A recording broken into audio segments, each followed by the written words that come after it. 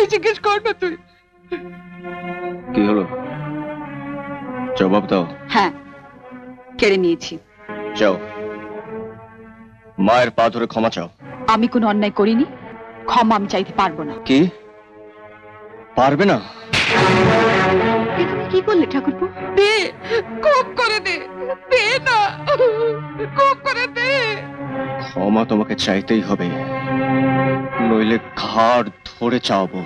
বললাম তো, উনি এটা মা হয়ে যদি একটা অসুস্থ ছেলের মুখের সামনে থেকে হরলিক্সের শিশি কেড়ে নিতে পারেন, সেটা যদি অন্যায় না হয়ে থাকে, তাহলে আমিও ওনার মুখের সামনে থেকে আপেল কেড়ে নিয়ে কোনো অন্যায় করিনি। শুনলি পোড়া মুখের কথাটা? শুনলি একবার?